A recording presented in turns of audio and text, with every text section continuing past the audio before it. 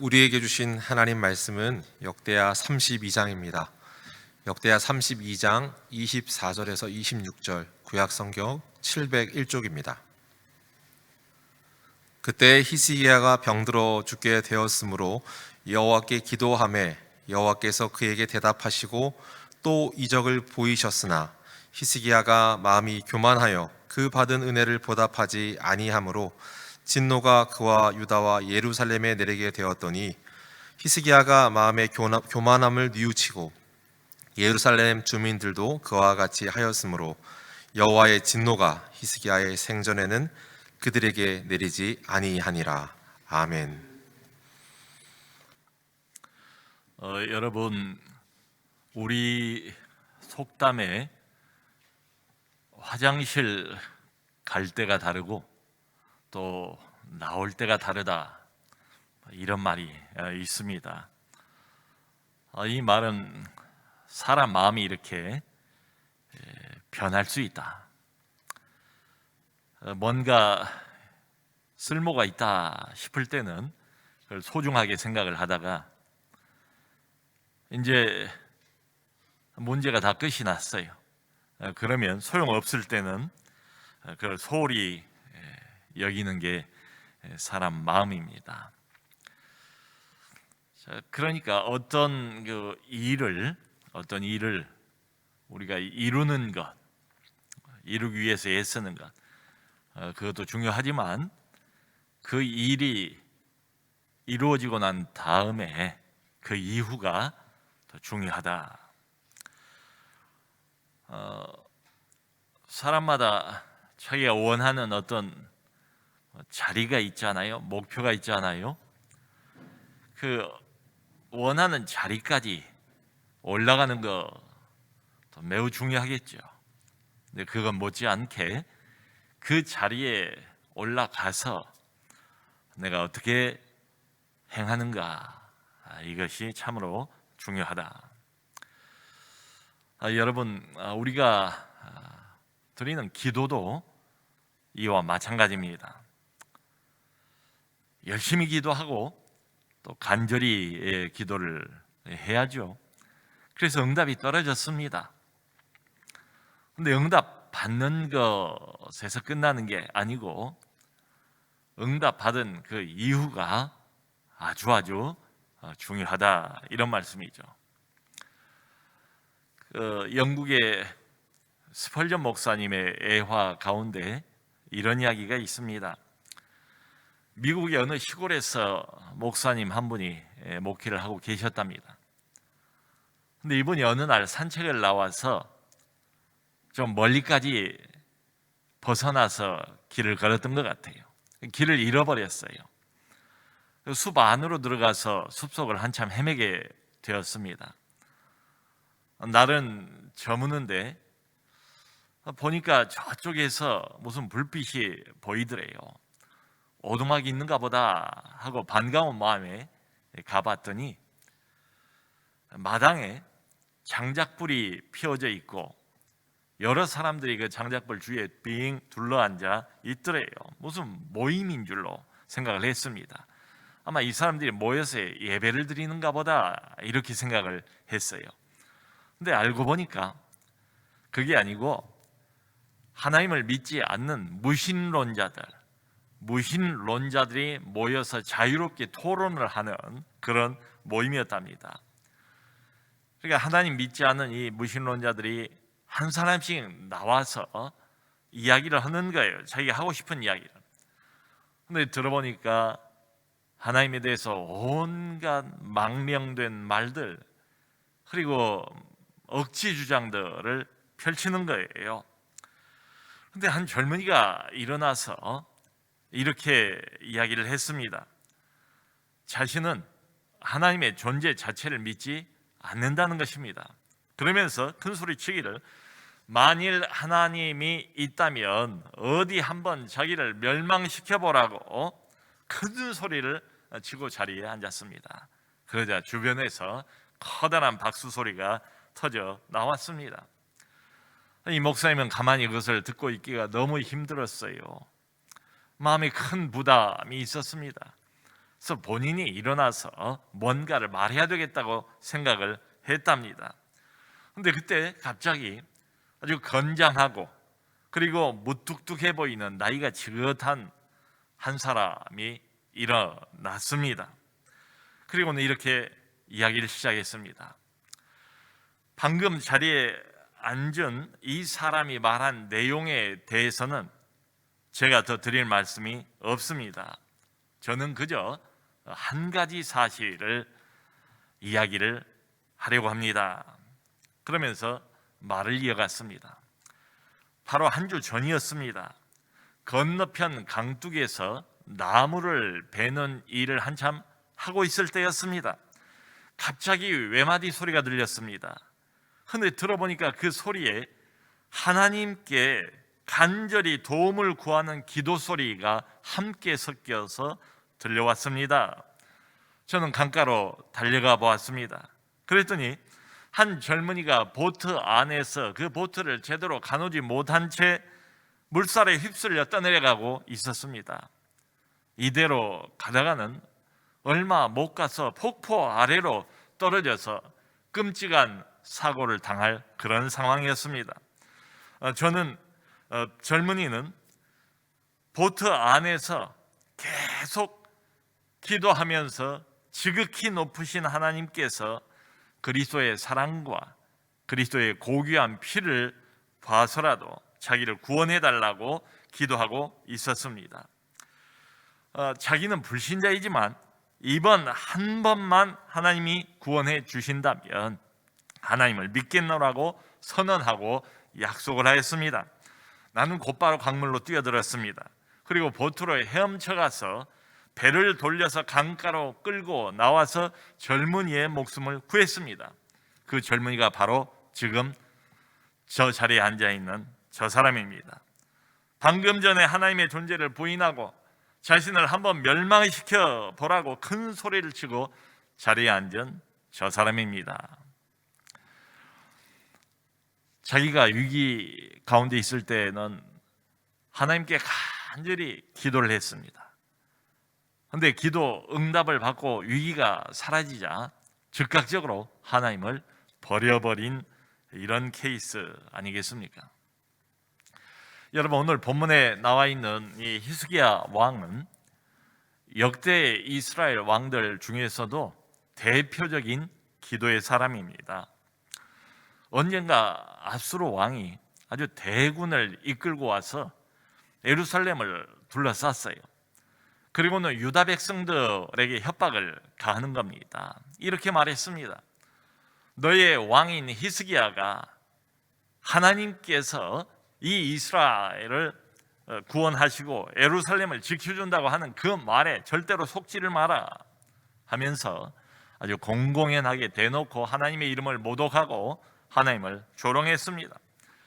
내가 멸망시킨 나라들이 한둘이 아닌데 과연 그들이 섬기던 그들의 신들이 내 손에서 그 나라들을 건졌느냐?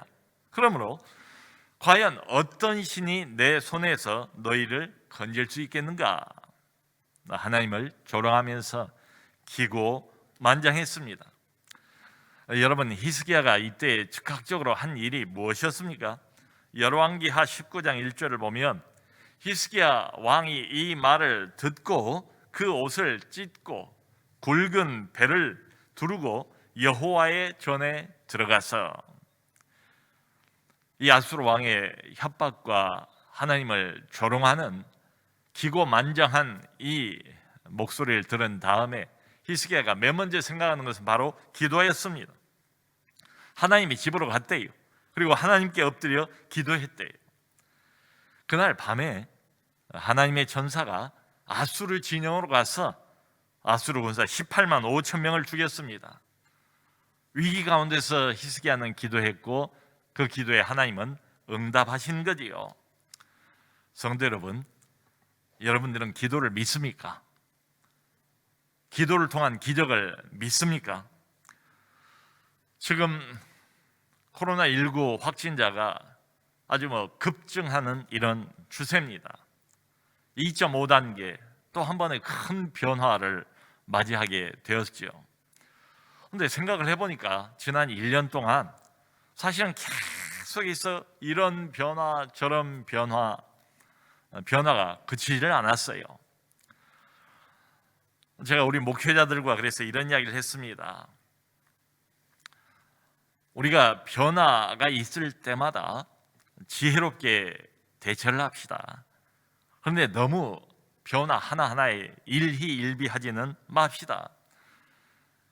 코로나19 이전에도 세상은 항상 흔들리고 있지 않았습니까? 또 우리 인생이라는 것은 생각해보면 항상 변화무쌍하지 않습니까?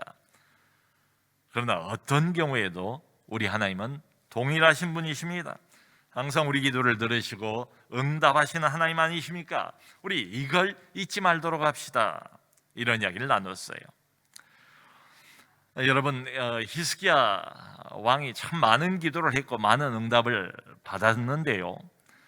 히스기야의 기도 중에서 클라이막스라고 할 수 있는 것은 이 히스기야 왕이 자기의 병을 기도를 통해서 고친 사건일 겁니다. 그게 오늘 본문의 24절이에요. 그때 히스기야가 병들어 죽게 되었으므로 여호와께 기도하매 여호와께서 그에게 대답하시고 또 이적까지 보이셨으나 열왕기 하 20장을 보면 이 내용이 좀 더 자세하게 나와 있습니다. 하나님께서 이사야 선지자를 통해서 히스기야 왕에게 죽을 것을 예고를 하셨어요. 그랬더니 히스기야가 자기의 얼굴을 벽으로 향하고 면벽하여서 기도를 시작합니다. 내가 진실과 전심으로 주 앞에 행하며 주께서 보시기에 선하게 행한 것을 기억하옵소서 하고 심히 통곡을 했대요. 그 눈물을 보시고 그 기도 소리를 들으시고 하나님께서 마음을 바꾸십니다. 그리고 바꿔진 명령을 다시 이사야에게 전달을 하라고 말씀하세요. 너는 돌아가서 이렇게 말하라는 거예요. 내가 내 기도를 들었고 내 눈물을 보았노라. 내가 너를 낫게 하리니 내가 3일 만에 여호와의 전에 올라가겠고. 결국 히스기야는 하나님으로부터 자기 생명을 15년을 더 연장을 받습니다.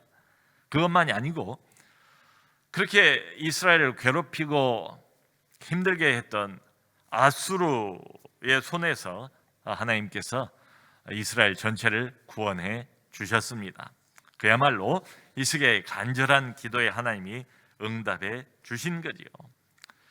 사랑하는 성도 여러분, 우리 모두가 불안해하고 있는 이 코로나19 시대에 우리에게 필요한 사람은 바로 히스기야처럼 기도하는 사람입니다. 기도하는 리더가 필요합니다. 기도하는 교회가 필요합니다. 기도하는 성도들, 기도하는 중직자들이 필요해요. 간절히 기도했어요. 그랬더니 하나님의 응답이 떨어졌어요. 기적처럼. 여기까지는 참 은혜가 되지 않습니까? 자, 그런데 문제는 응답받은 후입니다. 응답만이 아니고 거기서 끝나는 게 아니고 응답받은 이후가 얼마든지 위기가 될 수가 있다. 오늘 본문의 25절을 보면 이렇게 나와 있어요. 히스기야가 마음이 교만해져서 그 받은 은혜를 감사하지 않았다. 그러므로 하나님의 진노가 그와 유다와 예루살렘에 임하게 되었다. 응답을 받은 것까지는 좋았는데 응답 이후를 제대로 관리를 못했어요. 마음이 교만해졌대. 하나님의 은혜를 잊어버렸대. 그랬더니 하나님이 즉각적으로 히스기야 본인만이 아니고 예루살렘, 유다 전체 진노를 내리셨다. 요 내용은 열왕기 하를 보면 배경이 이렇습니다. 아수르와 대척 관계에 있던 바벨론 왕이 히스기야가 아수르 대군을 물리쳤다는 이야기를 들었어요. 그럼 병에 걸렸지만은 기적처럼 살아났다는 이야기를 들었습니다. 그리고는 이 바벨론 왕이 이제 공동의 적이 아수르이기 때문에 아수르와 함께 동맹을 맺어서 대항하기 위하여 바벨론 왕이 큰 예물과 함께 위로 사절단을 히스기야에게 보냈어요. 그때 히스기야가 어떻게 반응을 했는가, 이 사절단들을 어떻게 대우를 했는가 성경에 자세히 나와 있습니다. 은과 금과 값진 향유와 향료와 무기고와 창고 안에 있는 모든 것을 열어서 다 보여줬대요. 궁전과 나라 안에 있는 소중한 모든 것을 다 보여줬고 보이지 않는 것이 하나도 없었다, 이렇게 기록이 되어 있습니다. 그랬더니 즉각적으로 하나님의 심판이 임하게 되었습니다. 뭐라고 말씀하시는가 하면, 너의 왕궁에 있는 모든 것과 내 조상이 저장하여 놓은 모든 보물이 다 바벨론으로 옮겨질 것이요. 그리고 이사야 선지자를 통해서 이렇게 말합니다. 왕의 아들 중에서 바벨론으로 끌려가서 환관, 즉 내시가 될 사람도 있을 것이다, 이런 말씀을 듣습니다. 그래서 참 아쉬워요. 열심히 기도했고 응답을 받았고 거기까지는 너무 좋았는데, 은혜스러웠는데 그 뒤가 문제입니다. 응답받고 난 이후가 문제라고요. 도대체 이 모든 것들을 왜 히스기야가 다 보여줬을까? 지금 바벨론과 동맹을 맺어야 되겠다고 생각을 한 거지요. 공동의 적인 강적 아수르에 대항을 하기 위해서 말이죠. 그러니까 모든 이 보물들, 무기고 창고, 이걸 다 열어서 사절단에게 보여준 이유는 이거 아니겠습니까? 자, 여러분 마음껏 보시오. 내가 바로 이런 사람이요, 내 나라가 이렇게 부강한 나라요. 그러므로 우리와 동맹을 맺으면 당신네들은 반드시 큰 이익을 얻을 것이요. 이렇게 보여줌으로 인해서 자신의 권세와 힘을 자랑하는 것 아니겠습니까? 그걸 과시하는 거지요. 그래서 바벨론의 마음을 확실히 붙잡으려고 하는 것 아니겠어요? 네, 여러분, 히스기야의 이런 행동은 어디에도 하나님이 보이지를 않아요. 하나님이 느껴지지를 않아요. 자기의 권세와 자기의 영화는 마음껏 과시하고 마음껏 높이고 마음껏 드러내는데 하나님의 이름은 높이지를 않습니다. 하나님의 영광은 어디에도 흔적을 찾아볼 수가 없어요. 이런 의문이 들어요. 도대체 낳은 지 얼마나 됐다고? 낳은 지 얼마나 됐다고?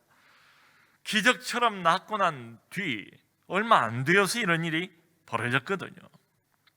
하나님에 대한 언급 없어요. 암시도 어디에 한 구절도 찾아볼 수가 없어요. 하나님에 대한 한마디도 하지를 않습니다. 히스기야 왕이 만일에 가정을 해서 바벨론에서 온 사절단에게 이렇게 말했더라면 얼마나 좋았을까? 여러분들, 당신들은 바벨론의 신을 섬기지만 나는 여호와 하나님을 섬긴 사람입니다. 우리 이스라엘은 오직 한 분 여호와 하나님만을 참신으로 섬기고 있습니다. 최근에 나는 여러분들이 들으신 것처럼 하나님의 기적을 체험을 했습니다. 내가 이렇게 낳은 것은 전적으로 하나님의 은혜입니다. 하나님께서 자신의 권능으로 나를 낳게 해주셨습니다. 그러므로 이 나라의 진정한 왕은 바로 여호와 하나님이십니다. 이렇게 말했더라면 얼마나 좋았을까? 여러분, 히스기야 왕은 기도를 참 많이 하고 또 많은 기도 응답을 받은 왕이 기적을 몇 번 체험을 했어요. 그러니까 경험적으로 하나님을 잘 알고 있는 이런 사람이에요. 이런 질문이 들어요. 늘 기도를 하는 사람도 이렇다면 우리는 어떨까? 이 히스기야의 간절한 기도와 기도 응답과 응답받은 이후에 이런 태도와 하나님의 진노를 보면서 이런 질문이 들어갑니다. 사람이란 과연 어떤 존재일까? 사람은 과연 몇 번 기도하고 몇 번 응답을 받는다고 해서 변할 수 있을까? 변할 수 있을까? 이런 질문이 들어가요. 바로 어제 전국을 떠들썩하게 만든 아동 성폭력범 한 사람이 12년 동안의 복역을 마치고 출소를 했습니다. 요즘 계속 뉴스에서 나오고 있어요. 근데 이 사람이 예전에 자기가 살던 곳으로 다시 돌아가겠다고 그렇게 이야기를 했대요. 이 사람은 가해자인데 피해자가 살고 있다가 오히려 무서워서 다른 데로 이사를 가야 할 이런 판입니다. 근데 여러 증언들을 이렇게 종합을 해보니까 이 사람이 복역을 하고 있을 동안에도 여러 교정 프로그램에도 참석을 하고 또 상담도 받고 그랬대요. 근데 결론은 뭔가 하면 조금 더 변하지 않았다. 나가면 언제든지 다시 범죄할 확률이 대단히 높다. 뭐 이런 결론이에요. 물론 이런 사람과 우리를 어떻게 비교할 수 있겠습니까? 우리는 좀 다르겠지요. 훨씬 더 도덕적이지 않습니까? 훨씬 상식적이고 훨씬 합리적인 사람 아니겠습니까? 그런데 하나님과의 관계 문제를 생각해 보면 어떤가? 영적인 문제에 관해서는 우리는 어떤 태도를 취하는가? 비슷한 것 같아요. 잘 안 변한다 이 말씀이지요. 신앙생활을 오래 한다고 해도, 기도 응답을 좀 많이 받는다고 해도 영적인 성장이 참으로 우리는 더디지 않는가? 이런 생각이 들어가요. 그러므로 여러분, 그 사사기서, 구약의 사사기서가 보여주고 있는 어떤 일정한 영적 패턴이 있지 않습니까? 이게 그냥 강팍하고 마음이 어두운 이스라엘 백성들에게만 해당되는 이런 패턴은 아니지 않겠는가? 어쩌면 우리 모두가 다 기본적으로 가지고 있는 인간의 영적인 기본 패턴이 이것 아니겠는가 하는 생각이 들어요. 그 패턴은 뭡니까? 하나님의 백성이라고 하지만 우상을 숭배하지 않습니까? 불순종하지 않습니까? 거기에 대해서 하나님이 심판을 하세요. 그 범죄에 대해서. 그러면 또 살려달라고 간절히 하나님 앞에 울부짖지요. 기도를 하지요. 그러면 하나님이 그 기도에 응답을 하세요. 구원을 하세요. 그리고 다시 평화가 찾아옵니다. 문제가 사라집니다. 근데 문제는 뭐냐면 응답받은 이후예요.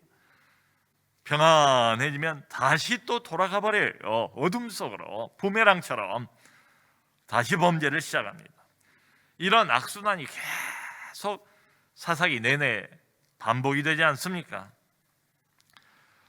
오늘 여기 본문 말씀을 보면 히스기야는 참 다행히 하나님이 진노하셨을 때 자신의 교만을 깨닫습니다. 그리고 진심으로 회개하고 다시 돌아와요. 그리고 용서를 받아요. 근데 모든 사람들이 다 이런 건 아닌 것 같아요. 아까 그 예화에 나왔던 보트안의 젊은이처럼 하나님을 그렇게 간절히 찾고 하나님을 믿겠다고 약속도 하고 선언도 하고, 근데 문제가 사라지고 난 다음에는, 구원받은 이후에는 하나님 없다고, 한번 계시면 나를 멸망시켜 보라고 큰 소리를 치는 이런 경우도 있지 않겠는가?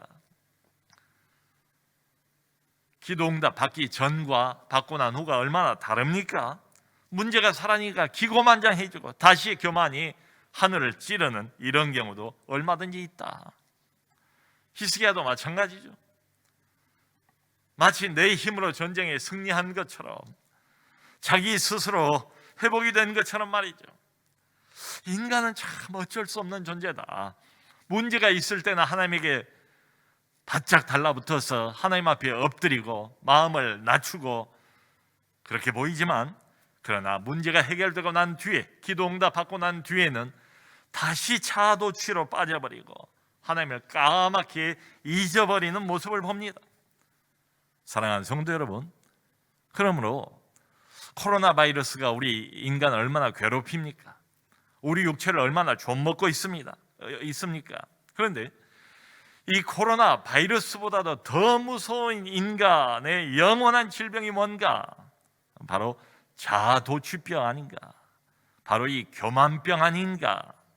씻어도 떼내려고 애를 써도 끝까지 달라붙어서 떨어지지 않는 자아도취병, 그리고 교만병, 하나님을 잊어버리게 만드는 이 병, 기도응답이라는 대단한 은혜를 받았으면서도 결국은 기도응답을 주신 하나님을 까맣게 잊어버리게 만드는 이 병 말이에요.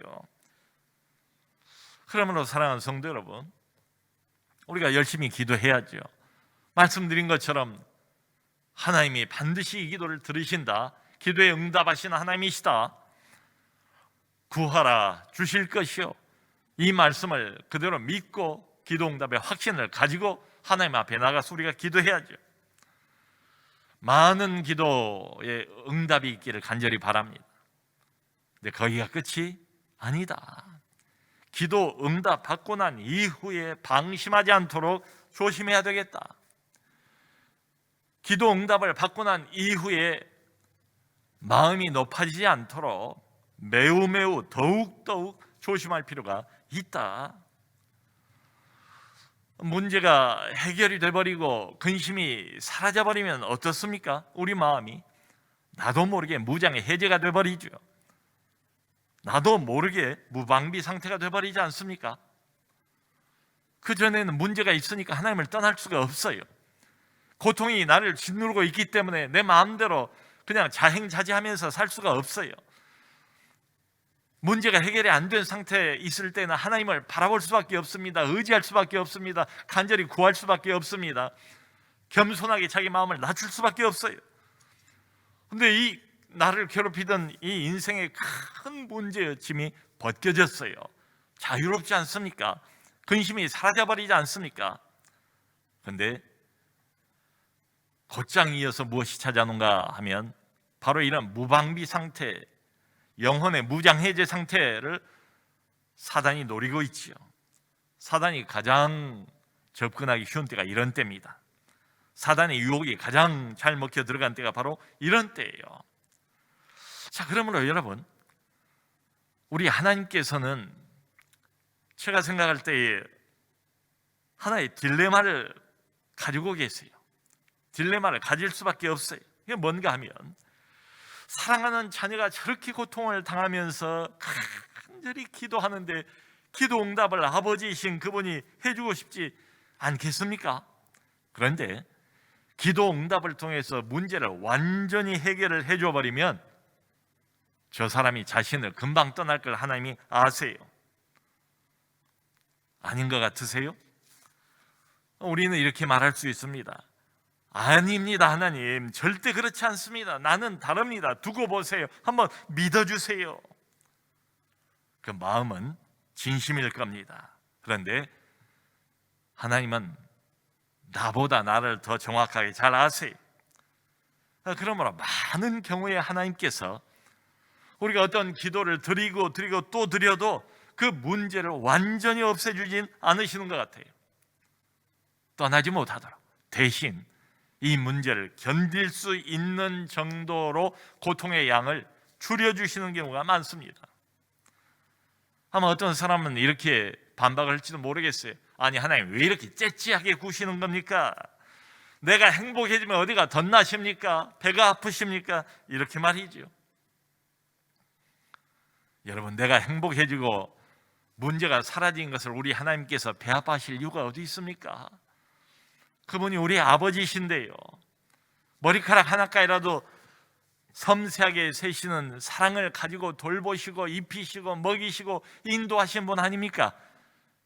코로나19가 창궐한 1년 내내 매일매일 매순간 내가 생각도 하지 못했던, 상상도 하지 못할 이런 방식으로 하나님께서 나를 지키시고 우리 가족을 지키시고 교회를 지키셔서 여기까지 안전하게 온 것 아니겠습니까? 하나님은 우리를 사랑하시고 우리를 아끼시죠. 아끼시기 때문에 하나님께서는 잘 염려하시는 것이 있어요. 인간적으로 표현을 해보면 하나님이 두려워하시는 게 있어요. 뭐 하나님이 인간이 아닌데 뭘 두려워하겠습니까만, 인간적으로 표현을 해보면 하나님이 늘 걱정하시고 두려워하시는 게 있다. 그게 뭐냐? 하나님의 자녀가 하나님을 떠나버리는 것, 이걸 늘 염려하세요. 그 예수님 비유에 두 아들이 나오지 않습니까? 그 둘째 아들처럼 말이에요. 아버지를 떠나서 허랑방탕하게 받았던 유산을 다 낭비해버리지 않습니까?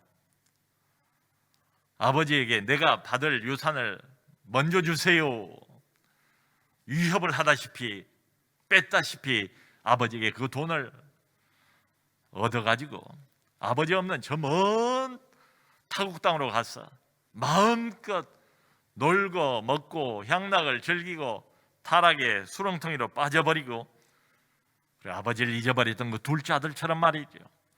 하나님이 가장 우리를 향해서 갖고 계신 큰 염려는 뭔가 하면 언제고 어떤 경우에 틈만 나면 하나님을 떠나버릴까 봐서 그것을 염려하시는 거예요. 영적인 독립선언. 여러분, 아이들이 자라서 부모를 떠나서 독립을 하는 것은 그건 지극히 당연해요. 그건 바람직합니다. 경제적인 독립 필요해요. 육체적인 독립 필요해요. 나중에는 자라서 장성하면 결혼을 해서 결국은 분가를 하지 않습니까? 이 모든 독립들은 괜찮아요. 좋은 독립입니다. 바람직한 독립이에요. 그런데 우리 살아계신 영혼의 아버지 되시는 하나님, 아니 성경이 우리 영혼의 남편으로 표현하고 있는 우리 하나님으로부터 문제가 없고 기도 응답이 이루어지고 근심이 사라지고 걱정의 산이 물러가고 기도 응답 받고 난 이후에 하나님을 떠나버리는 이 영적인 독립, 이걸 하나님이 염려하신다고요. 여러분, 만일에 그 둘째 아들에게 건강이 없었더라면 아버지를 떠났겠습니까? 만일에 그 둘째 아들이 돈이 수중에 한 푼도 없었더라면 아버지를 감히 떠났겠습니까? 그런 거예요. 우리는 우리 입장에서 문제 해결만 구하지요, 하나님께. 네, 하나님의 입장에서 한번 생각을 해봤으면 좋겠어요. 저렇게 간절히 울부짖고 있는데 기도응답을 해주고 싶은데 하나님이 보이지 않겠습니까? 기도응답을 해주고 나면 믿음은 더 약해지고 그리고 하나님을 떠나버린다면 하나님이 과연 어떻게 결정을 하시겠는가? 사랑하는 성도 여러분, 기도 없이 어떻게 살겠습니까? 더군다나 코로나19 이 시대에 세상 한복판에서 나가지도 못하고 마음대로 사람을 만나지도 못하고 신앙생활을 한다고 하지만은 교회 예배로 모이지도 못하는 이런 상황이 돼버렸잖아요. 기도 없이 우리가 어떻게 견딥니까? 기도 없이 어떻게 살아가겠습니까? 이 험하고 거친 광야 세상을 기도 없이 우리가 어떻게 전진해 나갈 수 있겠습니까? 우리의 계획만으로, 우리의 능력만으로, 우리의 실력만으로 이 험한 세상을, 내 영혼을 지켜가면서 살아갈 수 있겠습니까? 그러므로 사랑하는 성도 여러분, 정말 무시로 성령 안에서 기도해야 될 때입니다. 간절히 기도해야 할 때입니다. 하나님 앞에 수시로 엎드려야 할 때입니다. 우리 영혼의 골방으로 수시로 들어가야 될 때입니다. 많이 기도하시고 열심히 기도하시고 간절히 기도하시기 바랍니다. 그리고 많은 응답을 받고 그 응답을 누리는 우리 모두가 됐으면 좋겠어요. 그런데 말씀드리고 싶은 것은 여기 히스기야가 보여주는 것처럼 기도 응답 받고 난 이후 이게 문제다. 기도 응답 너무 좋아요, 감사해요. 근데 그게 오래가지 못해요. 그럴 수 있다. 기도 응답 받고 난 이후에 그러므로 내 영혼을 좀 더 꽁꽁 묶어놔야 할 필요가 있지 않을까? 응답 받기 전보다 사실은 응답 받고 난 이후가 훨씬 더 위험스러워 보여요. 방심해버리니까, 이제는 무방비 상태니까 사단이 유혹의 손길을 뻗쳐도 그냥 별 관심 없어요. 문제 다 지나갔는데, 내가 원하는 거 다 얻었는데 뭐 그렇게 간절할 필요가 없지 않겠어요? 이때가 더 영적으로는 위험한 때다. 이때 일부러라도, 의식적으로라도 내 영혼을 꼭꼭 묶어놓을 필요가 있어요. 자, 같은 맥락에서 학기 중보다는 지금 방학으로 들어왔습니다. 방학 때가 훨씬 더 위험한 때입니다. 비록 모이지는 못했어도 인터넷 온라인으로나마 목장 모임도 하고 또 이런 공부도 하고 저런 공부도 했어요. 근데 방학 때는 아무런 영혼의 자극이 없어요. 나를 묶어놓는 게 없어요. 그러므로 사랑하는 성도 여러분, 스스로 매일 성경으로 내 영혼을 묶어놔야 합니다. 매일 기도로 내 영혼을 묶어놔야 합니다. 방학 동안에도 그래서 우리 교회가 마련하고 있는 각종 성경 공부와 특강과 그리고 훈련과 이런 것들로 자신의 영혼을 꼭꼭 묶어놓을 필요가 있습니다. 우리 인간은 별 수 없어요. 안 묶어놓으면 지 마음대로 그냥 달아나 버려요. 그 둘째 아들처럼 하나님을 떠나려고 그래요. 우리 본성이 그래요. 이 본성을 쳐서 하나님에게 복종시킬 필요가 있어요. 저는 최근에 그 내비게이터에서 오래전부터 이렇게 발행하는 성경 암송 카드가 있어요. 그 69절 암송 카드를 일부러 구입을 했습니다. 목적은 한 가지, 내 영혼을 좀 더 꽁꽁 묶어 놓으려고. 목사가 하는 일이 뭐겠어요? 눈 뜨고 밥 먹으면 성경 보고 기도하고, 성경 보고 기도하고, 목회하고, 설교하고, 설교 준비하고, 이게 전부일 것 같은데 그래도 아쉬움이 있는 거예요. 그래도 부족함을 느끼는 거예요. 그러니까 목적은 한 가지, 69절 암송 구절을 한번 외워보려고. 그래서 이 암송 구절을 통해서 내 영혼을 좀 더 꽁꽁 묶어 놓으려고 말이죠. 안 그러면 이 문제에 관한 장사가 없어요. 기회가 되고 틈만 나면 응답받고 난 뒤에는 그냥 방만해져요. 히스기야를 보세요. 응답받은 지 얼마나 됐다고, 기적을 체험한 지 얼마나 됐다고 이렇게 자신을 높이고 교만해지고, 여러분 이게 인간입니다. 자기 믿음을 과신할 것은 절대 아니다. 그러면 우리 사랑하는 성도 여러분, 2.5단계, 3단계로 갈지도 모르겠어요. 근데 2.5단계든 3단계든 몇 단계가 오든지 간에 우리 하나님은 동일하신 분이시다. 그 동일하다는 이유가 뭡니까? 하나님은 늘 자녀의 간절한 기도에, 음성에 귀를 기울이시는 분이시다. 응답하시는 분이시다. 중요한 것은 응답받고 난 이후에 응답을 통해서 하나님과 더 가까워지시고, 응답을 통해서 하나님과 더 친밀해지신 우리 모두가 되기를 바랍니다. 응답받은 이후에 하나님을 더 사랑하고 믿음으로 전진해가는 우리 모두가 될 수 있기를 주님의 이름으로 축원합니다.